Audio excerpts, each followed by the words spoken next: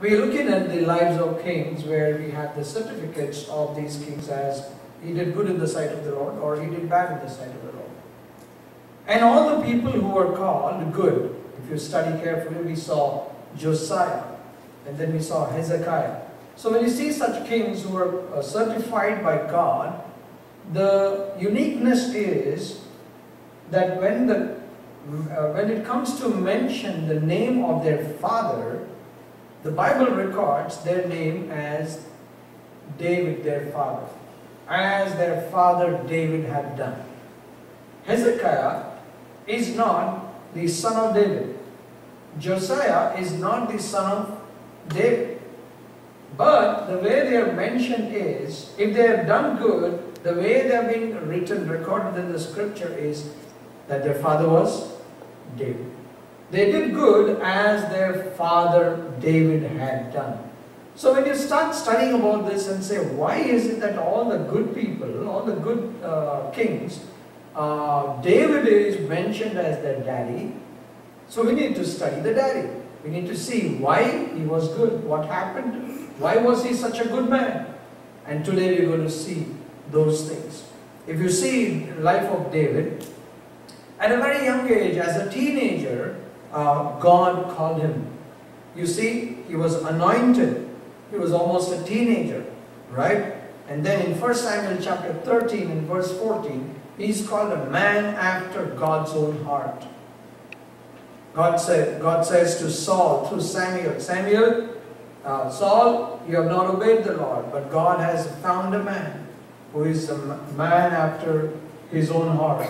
God has found a man after his own heart. And then the second thing that you find about the titles, if you say, in 2 Samuel 23:1, he's called the sweet psalmist of Israel. He wrote so many psalms, beautiful, beautiful. Whenever he goes through an experience in life, he writes a psalm. Whenever he is excited, he writes a psalm. Whenever he is dejected, he writes a psalm. Whenever he is running away for life because of his own friends who turned enemies, he writes a psalm. The man who used to sit with him at the table and eat food, he rebelled against David. He wrote a psalm. So you find that David is a wonderful psalmist. He is called the man after God's own heart. He is called the sweet psalmist of Israel. And then he was a son-in-law of the king. Can you imagine being a son-in-law of the king? Okay, he is not from any royal heritage. He is an ordinary boy. But he is now the son-in-law of the king. He has access into the palace. And then he was a very strong boy. At a young age, as a teenager, he was a strong boy. He killed a lion. He killed a bear. So you find he's such a strong man. Even as a teenager, he killed Goliath. He brought victory to the whole country of Israel. You find he gained so much of popularity. In 1 Samuel 18, people exalted him more than the King Saul. People sang, the women sang a song. Saul has killed 1,000 and David has killed 10,000. And therefore you find this man gained popularity. He was a strong man. He had access into the palace. He was the sweet psalmist of Israel. He is called the man after God's own heart. He is the son-in-law of the king. Now when you see such a man, you will come to David and say, what do you like in life, man? You're the luckiest guy on the earth. Right? You're the luckiest boy on the earth. Man, what a life you got, man. You're awesome. You're awesome. I want to tell you something. This man, this young boy, as a teenager, he was anointed. Listen to me very carefully.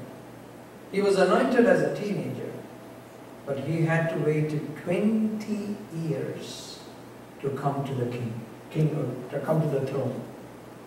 To become a king, he was anointed. Tell me something, you get a job offer now, and you get a job after 20 years. Would you like it? Yeah? You keep emailing the company and say, what happened, man? I said, I came for the interview. But you're not responding. What's going on? Right? You get so impatient. Just imagine this man. He's anointed as a king. And for 20 years, he doesn't get his kingdom. That's when the frustration can kick in, right? Obviously, we are human beings. We can't wait. We can't wait for things to happen. Abraham did the same thing. God said, I will give you a promised child at the age of 75. So you will have your promised child. No. Within 11 years, within 10 years, in 11 years, he had a son through Hagar, not his own wife. God said, I will give you a child. And Sarah could not wait till 10 years. Okay, is it easy to wait? No, it's not at all. When you are expecting something and then you're going through difficulties in life, one glimmer of hope can give you so much of joy. And when that is missing, night becomes very dreadful for you. In the morning you think you'll have some hope. As we are talking today, there is one young man here in this country who is going through such a situation in his life. He's waiting to see if somebody can help him a little bit in his life. I want to tell you, as I'm talking about this, I even recall my own life. There were days in my life, and in the recent past, there were days when I was waiting for the Lord. You've been waiting for the Lord. You've been waiting for the Lord to bless you, aren't you? Yes, we are all waiting. We all have our own lives. We all have our own experiences. But we all know what waiting is. But many times, we make some mistakes in that waiting. During the wait, we fall into some traps. I want to show you what this man had to go through. 20 years he had to wait for his kingdom. And even within this 20 years, that is the rosy part of David, right? Now let's see what troubles he had to go through in his own life. In these 20 years. In these 20 years. I've put some list of things what he did. What he had to go through in these 20 years. I want to tell you that during this waiting period, David faced many unpleasant situations in his life. When he came to kill Goliath, when he was there at the battlefield in 1 Samuel chapter 17, his brother came to know that this fellow is here at the battlefield. And then his brother looks at him and said, "Why did you come, man? Where did you leave the sheep? Oh, you came to see all this fun? I know you are a wicked fellow." You know what is called? David is called a wicked man. Think about this. God says you are a man after my own heart. Man calls him what? Wicked. Which is 1 Samuel chapter 18. 1 Samuel chapter 18 and verse 28. When Saul realized that the Lord was with, chapter 17, I'm sorry. Verse 28. When Eliab, David's oldest brother, heard him speaking with the men, he burned with anger at him and asked, "Why have you come down here? With whom did you leave those few sheep in the desert? I know how conceited you are and how wicked your heart is." Oh wow. God says, David is a man after my own heart. His own brother says, your heart is a wicked heart. You see? And then, you came down only to watch the battle. He was misunderstood by his own brothers. He was hated by his own brothers. The next thing that you see in 1 Samuel chapter 18, in verse 8, you find Saul was very angry. This refrain galled him. So when the women sang and said 10,000 to David, what do you think happened to Saul? He started burning with jealousy. He's after all a kid. And he is gaining so much of popularity than me. I'm the king. And now see this fellow. People are praising him more. So he had jealousy within himself. You know what happened? He tried to kill him. He tried to kill him with a javelin while they were eating. At least in, people have courtesy that they won't try to kill people while they're eating, right? But here this man, he didn't wait and he wanted to kill him. He was running away for his life from his own father-in-law. And he's the king. Tell me something, your father-in-law is the king, where can you escape? Right, the next thing that you find is, because of the threat of his father-in-law, this man went to a foreign land. He left Israel, went to another country. And there they came to know, hey, you know what? This fellow David, he's the same guy, the women are praising him, the whole Israel is praising him. So, the popularity of David moved international. And so, this is the fellow who killed that Goliath. And do you think you want that fellow in your team? Because you don't even know whether he's going to be on your side or on the other side, because he's an Israelite. And if he's with you, you know that he's the strongest guy, and he can, if he turns against you, he can even kill you. And the king came to know this is the fellow. You know what David had to do? Look at 1 Samuel 21, verse 13 and 14. So he pretended to be insane in their presence, and while he was in their hands, he acted like a madman, making marks on the door of the gate and letting saliva run down his beard. The anointed man of God. The anointed man of God who's going to be on the throne is acting like a madman, scratching the door, saliva falling from his beard. Don't think that when God calls a person, think life is so rosy. That's the reason I told you. Don't just judge a pastor standing on a Sunday morning and say, wow, he runs the whole show. You really don't know what goes behind during the week. What struggles we all go through. But as a pastor, he goes through much, much more than that. Much, much more than that. Anointed man, waiting, running away from father-in-law, acting like a madman, saliva flowing. And the king said to his servants, look at the man, he is insane. Why bring him to me? Am I short of madmen that you have to bring this fellow here to carry on like this in front of me? Must this man come into my house? Get out, fellow, you mad fellow, anointed man of God. 1 Samuel chapter 22, verse 1. From there, what happened? David's address changed. You know what is his address? It's a cave. Man was supposed to live in the palace. He is now living in the cave. And when he was hungry, he had a lot of people around him. When he was hungry, you know what? He had to beg food from other people. 1 Samuel 25 and verse 8. 1 Samuel 25, 8. Ask your own servants, and they will tell you. Therefore, be favorable toward my young man. Since we came at a festive time, please give your servants and your son David whatever you can find for them. Can you imagine what the language is? Whatever you can find, just give me. And who is this man? Nabal is a very rich man. David comes to a rich man and says, sends some people and says, David is asking something, can you give us something please? Can you imagine that? Anointed man. Now think about all the positive things he has. Popular man, strong man, son-in-law of a king, and access into the palace. But you see what is going on behind this in his life? He is having to go and plead for food from another man. And then, in 1 Samuel chapter 30, he came to a position, he and his men. Verse 3, 1 Samuel 30 and 3. When David and his men came to Ziklag, they found it destroyed by fire, and the wives and sons and daughters taken captive. So David and his men wept aloud until they had no strength to weep. Men wept till they had no strength to weep. You see that life? But I want to tell you here. Even while he was waiting and going through all this trouble, listen to this carefully.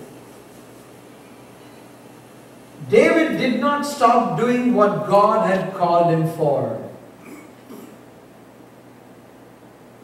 David did not have a title. David did not have the kingdom. But even without the title, without the kingdom, he kept doing what he was called for. What is a king supposed to do? Protect his people. Look at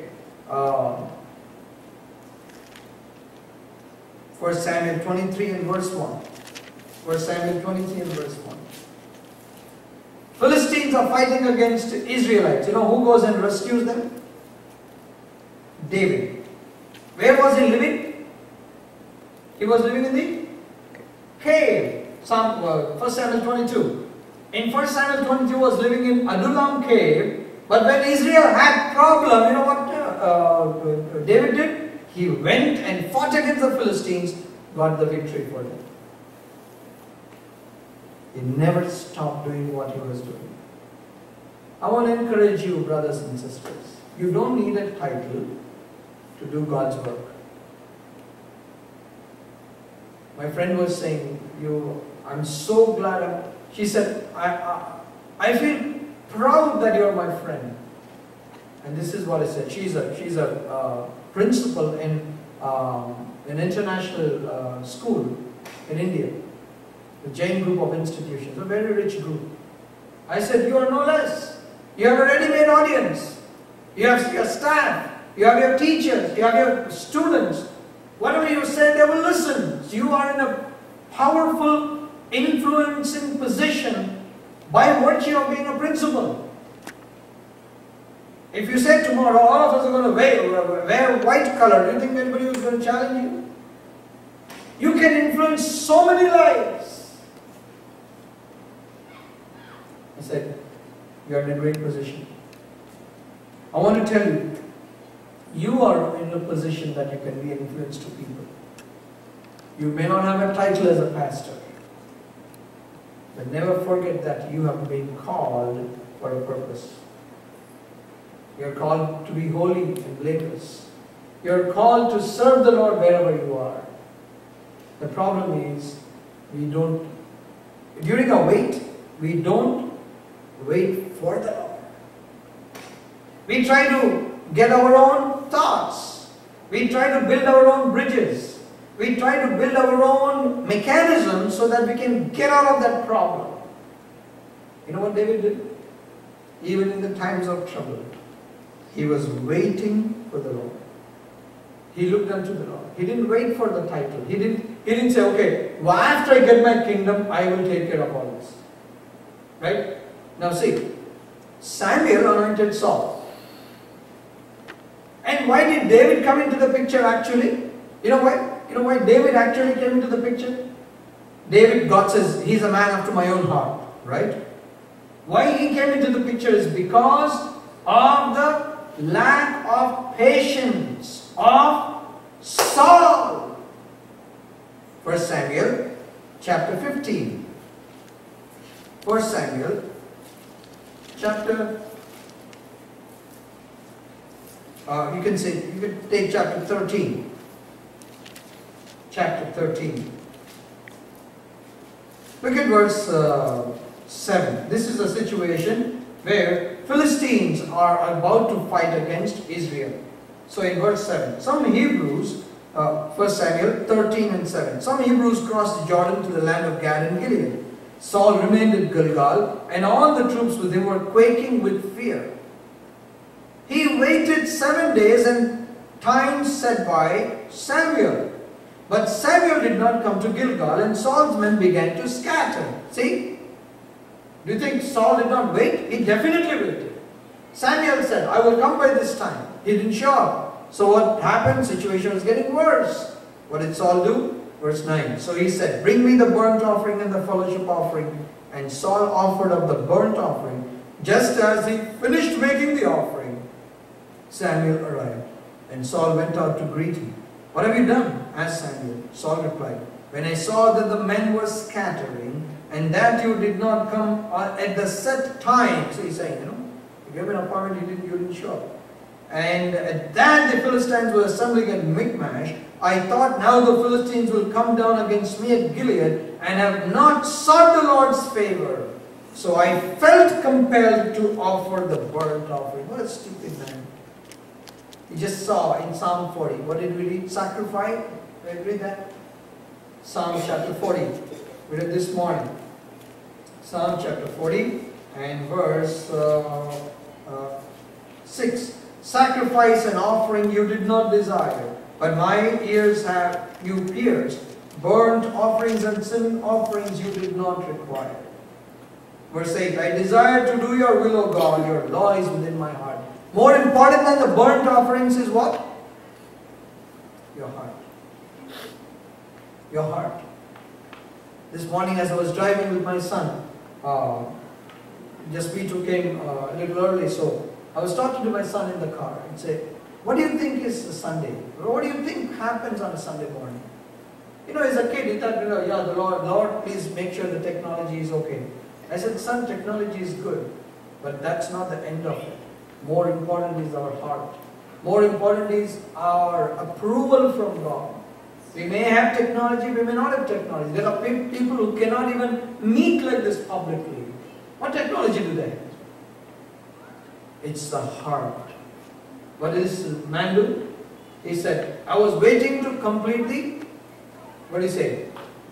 Protocol. What is that? Offer the sacrifice. Okay. Did you even worry or care that would God be willing to accept your sacrifice? No, you didn't. You didn't. So what happened here? He offered the sacrifice. And that's when Samuel says, look at verse 13. You acted foolishly, Samuel said. You have not kept the command the Lord your God gave you. If you had, you would establish your kingdom over Israel for all time. But now the kingdom will not endure. The Lord has sought out a man after his own heart. You see, why did David come into the picture? Because of the haste. Because of the lack of patience. Because Saul could not wait. That's the reason you find David came into the picture. But David did the right thing. You know what he did? He didn't jump right away. And then, see, if you are made the king, anointed as a king, would you allow this existing king to be on the throne? You'll plan something and say, I have every right to kick that fellow out. Okay, let's all come together, let's all drive this fellow out. Right? That's right also. But David did not touch Saul. You know why? He said this. He had two opportunities to kill Saul. His own army commander said, Abishai, David, you just tell me, give me a command, give me an order, I will pin him to the ground and I will not need to use the javelin again. Meaning to say, in one shot, I can kill this fellow. David said, how dare you talk to this man? You cannot touch the Lord's anointed. You will get a curse. You cannot. Hey, I am anointed by God. David, this is a conversation. I am anointed, I can kill him, right? And later when Saul was killed, one fellow came and said, you know what, hey, I killed Saul. You know what David did? He said, take that fellow, kill him. How dare you touch the anointed man of God? David, your father-in-law, that he's also anointed, but he's trying to chase you away. He tried to kill you. I don't care. Man of God is man of God. Don't touch him. David did not touch Saul. He waited for the kingdom. 20 plus years. It's difficult to wait. After you know, see, in our terms, if you get your approval, you have an H1 or green card, and say, it will be valid from 20 years from now. Do you think you will like to be okay? Yeah? No! I want it right now. And here you find David says, I'll do it. He didn't try to grab his position. He didn't try to grab the throne. He had every right to do that. He did not do it. No title. Didn't try to grab the throne. Just kept on doing what he was doing. Came a situation when he had to act like a madman. He did that. He waited for the Lord.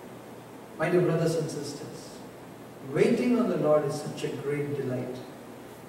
But we have a question. How long, Lord? How long? Let me show you 3 verses. Psalm 13 and verse 1.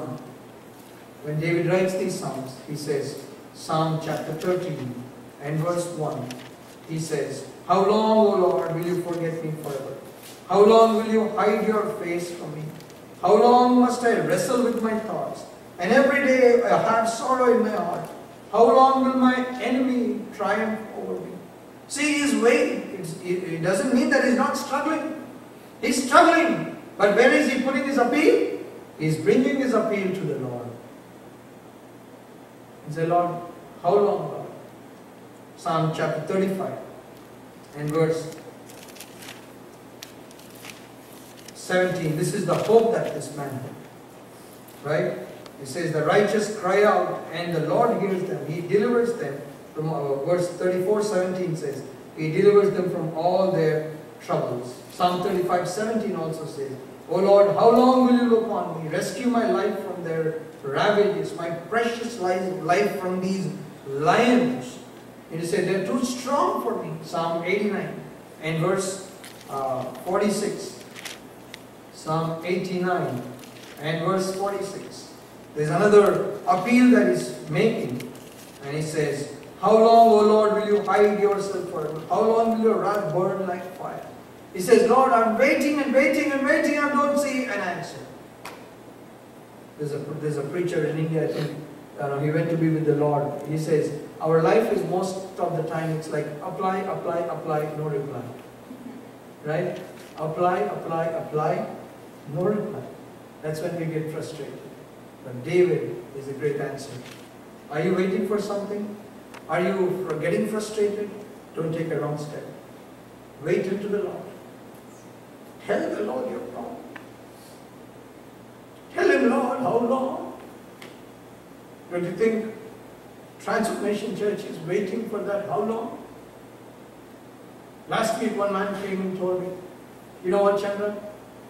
I was expecting that you will buy a church building within this year, seeing what God did in your church last year.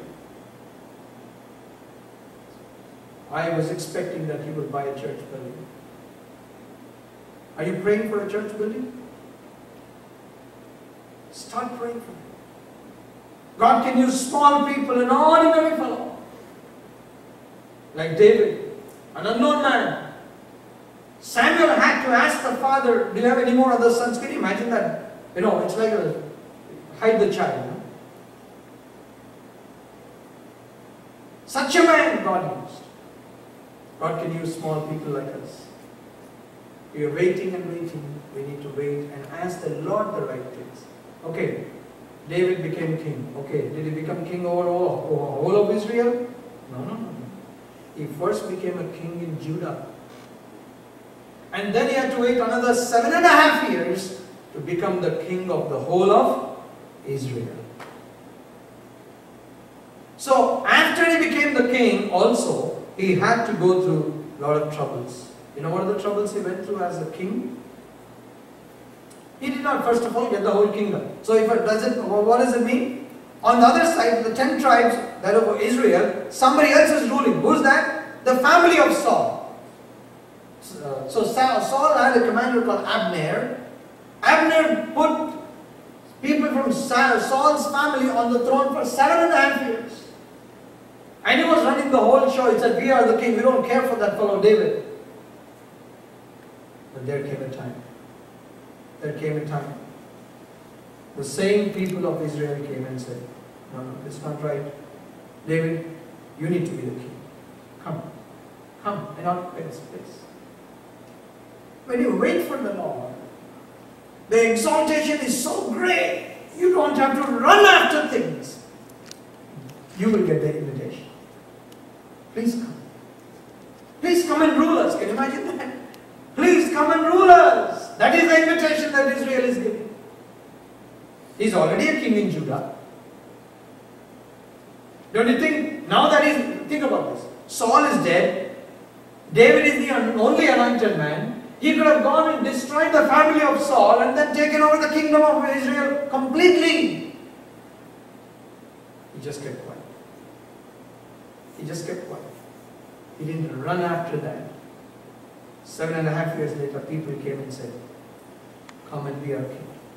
You find this in 2 Samuel chapter 3. The war, verse 1, the war between the house of Saul and the house of David lasted a long time. David grew stronger and stronger while the house of Saul grew weaker and weaker. But still, there was opposition. The second thing that you find is, he had his commander. His name was Joab. He was related to David though. You know what? In 2 Samuel chapter 3 and verse 39, David says these words. And today, though I am the anointed king, I am weak, and these sons of Zeruiah are too strong for me. The commander is not listening to the king. You find the situation? People do whatever they want. They don't care for what the head says, what the king says. There are people who don't care for what the pastor says. I do whatever I want. You know, in that situation, what David did?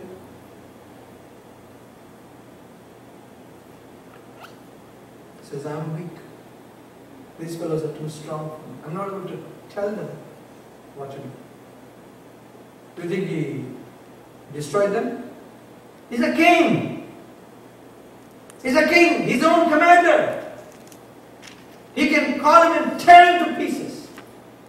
He can order that man to be killed, executed. David said nothing. He said nothing. His own commanders don't listen to him.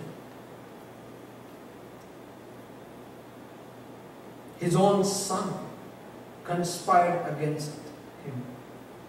His own son. You know who was it? He's a favorite son. He had many sons. This fellow was called Absalom. Favorite son. Favorite son says, announce that I'm the king. Daddy's alive. You have not been anointed. I don't care. I'm the king. Blow the horn. Tell everybody I'm the king. You know what David did? David had to run away from his palace. Who drove him away? His own son. His own favorite son. David ran away. And then when he ran away, that's when he wrote Psalm 39, 41, 55, 61 and 63. He wrote 39, 41, 55, 61 and 63. You find this story in 2 Samuel 15. In verse 13 and 14 he says, a messenger came and told David, the hearts of men of Israel are with Absalom. Then David said to all of his officials who were with him in Jerusalem, come, we must flee, or none of us will escape from Absalom. We must leave immediately, or he will move quickly to overtake us and bring ruin upon us and put the city to the sword. Father is scared of his son. He's saying we need to run away. Anointed man of God. We need to run away. He ran away. Worst part, he had a counselor. The man who used to give him ideas, the counselor, he turned against him. 2 Samuel 15 and 31. Now David had been told, Ahithophel is among the conspirators with Absalom. You look at 16 in last verse, 2 Samuel 16, 23. Now in those days the advice Ahithophel gave was like that of one who inquires of God. That was how both David and Absalom regarded all of Ahithophel's advice. His advisor turned against him. His son kicked him out. Ahithophel, his advisor, he turned against him. That's when you find this man says, the man who ate bread with me, the man who ate bread with me, he has lifted his heel against me. Look at Psalms.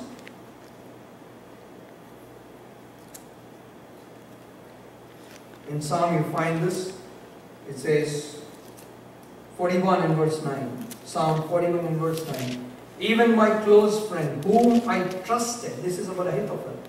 Even my close friend whom I trusted, he who shared my bread, has lifted up his heel against me. This is what happened to this man. Not only that, 4 of his children, they died. David's 4 sons, they died. The child born through Bathsheba, first child, and then Absalom was killed, Amnon was killed, Adonijah was killed. And not only that, there was one man from Saul's family. You know what he did? When David was running away for his life because of his own son. In 2 Samuel 16 and verse 5 and 6, this is what happened. As King David approached Bahurim, a man from the same clan as Saul's family came out from there. His name was Shimei, son of Gera, and he cursed as he came out. He pelted David and all the king's officials with stones, though all the troops and the special guard were on David's right and left. See? David has his army, and there's one man. He's taking stones and throwing. This same David used the stones one day to kill Goliath. But today you find this man is cursing David and throwing stones because he's from Saul's family.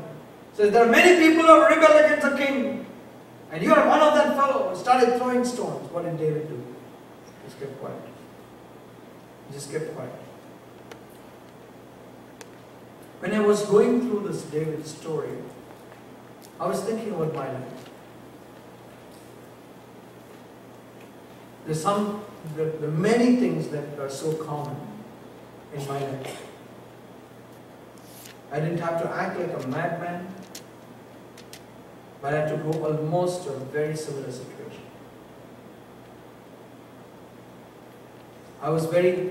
There were times when people said so many things. In the recent past, I don't know if you know this, in the recent past when we were all going through that difficult days, one morning at 4:30, God woke me up and said, I was praying that the Lord said, I don't need your help. I'm God. I'll take care of you. That day, God gave me confirmation 5 times. 3 times through Caleb. Same things. Again and again. I am God. I will take care of you. I will protect you. You don't do nothing. I called some of the brothers who were talking to me, and I told them, brothers, I tried till now to do so many things. There was one more thing I was trying to do. Perhaps you don't know that. I wanted to quit. I wanted to say, I don't want these fights. I don't want this tragedies, struggles, all this nonsense. I said, I just leave. There are some people who counsel me and said, yes, you resign and go away. That's better for you. You know, during this waiting time, there's so many voices you keep hearing. And the Lord said, I don't need your help. I'll take care of it. I wanted to quit. But the Lord said, don't quit. Don't quit. And that's the reason I said, Lord, I'm not going to fight anymore. I called the brothers and said, till now I tried all I can. I can still, even till date, even now, today, I can still go to the law and do so many things. But that day I called the brothers and said, I'm going to be quiet. I'm not going to do anything. I'm going to be quiet. And when I see David's life, I said, Lord, thank you for giving me such an experience. I'm no match to David. I'm not going to get a kingdom. But I see those spiritual principles that this David, this king was going through. I said, Lord, thank you for those experiences. And you find this man did not quit. Another very important quality that you find in David's life was that he did not give up. He did not give up. And I want to tell you one more thing. I don't know how you look at me, but when I look at you, this is what I know. There were people with David in the times of his difficulty. When he was in the cave, they didn't say, oh, I want to go home and sleep on my bed. I don't want to go with this fellow. His own son has rebelled against him. What kind of testimony has he got? We don't have food to eat, man. Why do we not have to with this fellow? We don't even know if we're going to get back the kingdom or not. Some people trusted David. Some people bailed off. They wanted to find their safety. You know what? There was an occasion. David said, I'm thirsty. I need some water.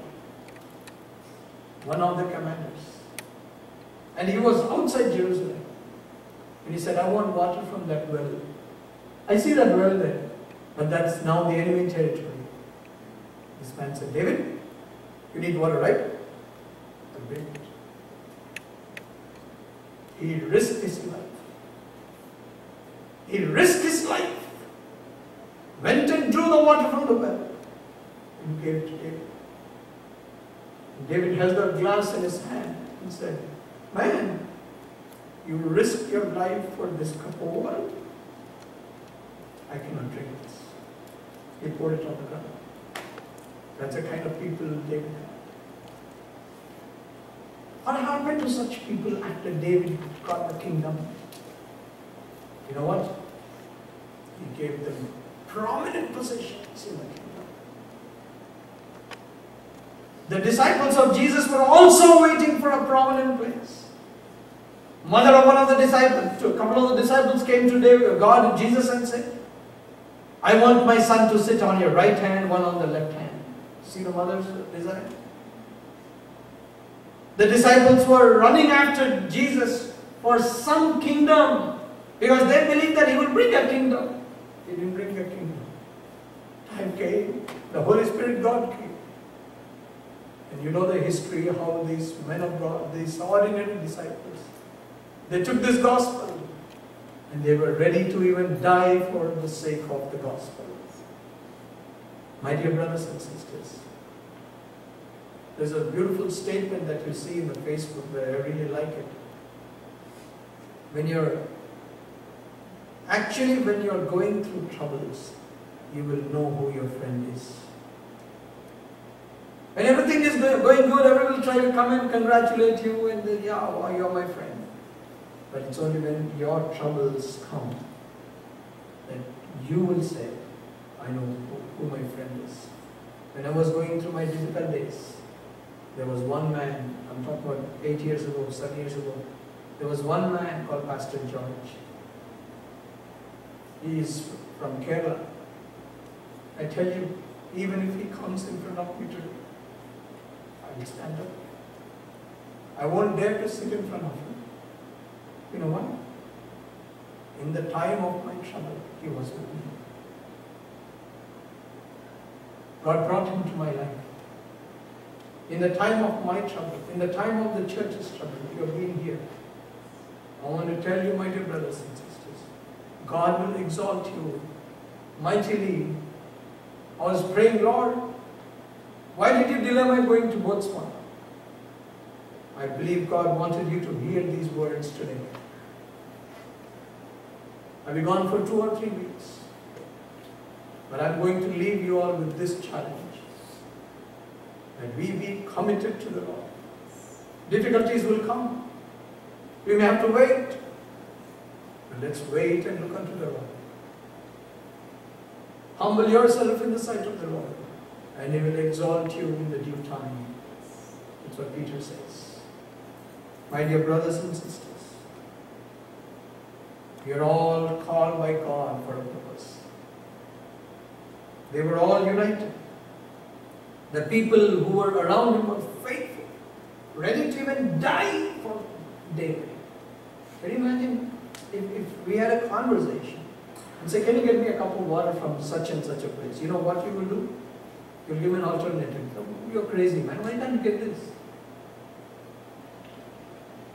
We'll try an alternative. They didn't try an alternative. They were ready to die for David there.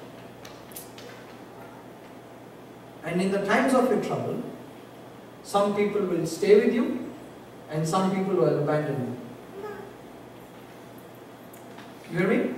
In the time of your waiting, some people will stay with you, some people will abandon you. You don't worry about those who abandon you, because those who are supposed to be with you will stay with you. The Lord says in His priestly prayer, the ones you have given me, protect them. Protect them. So my dear brothers and sisters, I wanted to share another thought, but I want to, because there's no time, I want to just close today. In the time of difficulty, when you're waiting, unlike Saul, David did not make a mistake. He waited. He waited. You know what a privilege it is? That the neighboring kings, neighboring people in the kingdom, they invite David and say, please come, take this place. Rule over us. That only happens when we wait for the Lord. Even during the waiting, we don't quit doing what we are doing. Continue doing things for Him.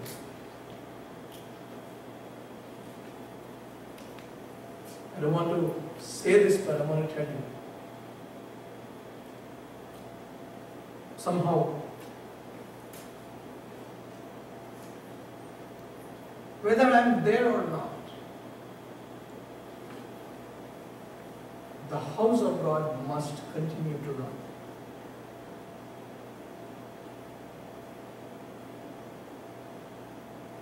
I don't want you to look at me, because when you look at me, you will put a lens on me and then you can find many faults.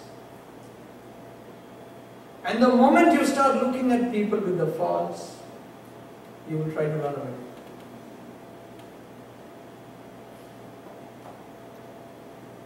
I want you to be looking unto the Lord. Do things as unto the Lord.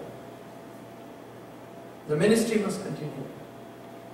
I'm getting preachers to come and film, but the rest of the things, midweek service. Tell me something. Did you really enjoy the midweek service last Wednesday? Wow. We changed the pattern, right? We changed the pattern. What a wonderful time. I want to encourage you. Change your priorities. Give God the first place. This is the house of God. You're planted in this house of God. Be committed in the house of God. I'm not asking you to be faithful to me. I'm only a representative of God. I may be here today. I may not be here today.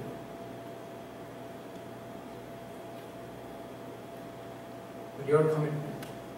One day you won't go to God and say, Lord, I didn't go to church because of the pastor. I didn't go because he said like this, he spoke like this, he did like this. That day, the rules are all different. It's you. It's you. Do not neglect loving the house of God. 20 years David waited.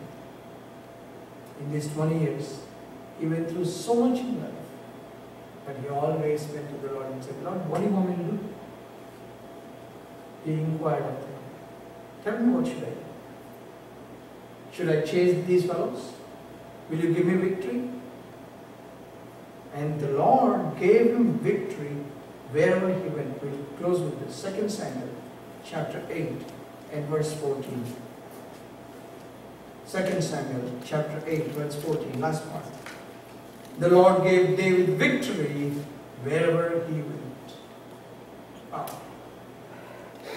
Wherever you go, you are a victorious man.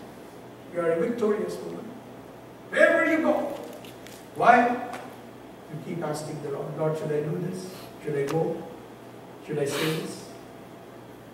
I tell you, I love this man, King David. What a great, wonderful story. We could go on talking about him. But may God help you to learn more. This is what I always say. What we learn from this preacher, when you sit down, I pray that you may learn more than what you hear from here. May God help us as we take part in the table.